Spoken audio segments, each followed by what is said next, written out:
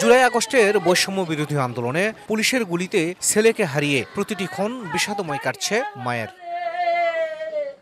পরিবারের সদস্যরা জানায়, ছাত্র আন্দোলনে শেখ হাসিনার পদত্যাগের খবরে অটোচালক মেহেদী হাসানও বাড়ি থেকে বের হয়েছিল, কিন্তু সেই বের হওয়াটা যে একেবারে শেষ বিদায় হবে তা কেউ জানত না। ওই দিন সন্ধ্যার একটু আগে সদর থানায় আশ্রয় নেওয়া আওয়ামী লীগ নেতাকর্মীদের ককটেল বিস্ফোরণ ও মুহুর্মুহুর গুলিতে গুরুতর আহত মেহেদী হাসপাতালে পৌঁছার আগেই প্রাণ হারান। পরিবারের একমাত্র উপার্জনক্ষম ব্যক্তিকে হারিয়ে দিশাহারা হয়ে পড়েছেন স্ত্রী, সন্তান, মা ও বোনেরা। বিজয় মিছিলে যায় সেগুলি খেয়ে মারা গেছে। আমরা আপনাদের কাছে অনুরোধ করতেছি, আমাদের এই পরিবারের একটু দেখশন করবেন।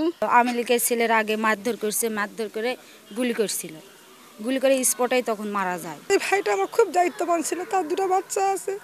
আমার মা তাকে লিসে, আমার ভাই বন্ধু ওই সব কিছু করতো। সে আনন্দের মিছিলে অংশগ্রহণ করেছিল, কিন্তু সে সত্যি সত্যি যে বিজয় হয়ে আর ফিরে আসবে সেটা আমরা কখনো কল্পনা করিনি। অন্যদিকে 22 বছরের টকবকে তরুণ শিক্ষার্থী জাহিদুল ইসলাম জিহাদ শরীরে 4টি গুলির গুরুতর ক্ষত নিয়ে 4 দেওয়ালের মাঝে বন্দী জীবনযাপন করছেন। ছাত্র আন্দোলনে 5 আগস্ট বিজয় মিছিলে যোগ দিতে গিয়ে পুলিশ বাহিনীর হামলায় গুলিবিদ্ধ হন জিহাদ। অর্থাভাবে করাতে পারছেন না চিকিৎসা। সবার সাথে বিজয় মিছিলে যাই, যাওয়ার পথে যাত্রাবাড়িতে আমরা যখন পৌঁছাই তখন কিছু ইন্ডিয়ান পুলিশ এবং আমাদের বাংলাদেশ পুলিশ আতঙ্কভাবে আমাদের উপর হামলা চালায়।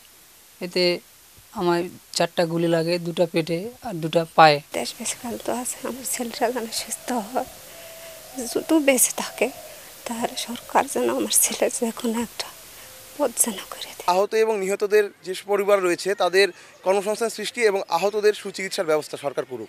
আন্দোলনে জেলার 4 শহীদ সহ আহতদের পরিবারকে সম্মাননা দিয়েছে জেলা প্রশাসন। আগামীতেও সহযোগিতার আশ্বাস জেলা প্রশাসন ও পুলিশ প্রশাসনের। যারা আহত হয়েছেন তাদের চিকিৎসার ব্যবস্থা এনশিওর করার জন্য আমরা হাসপাতাল কর্তৃপক্ষের সঙ্গে আমাদের যোগাযোগ আছে। আমরা আমাদের জেলা পুলিশের পক্ষ থেকে আমাদের যতটুকু সাহায্য করার সেটুকু আমরা করে যাব।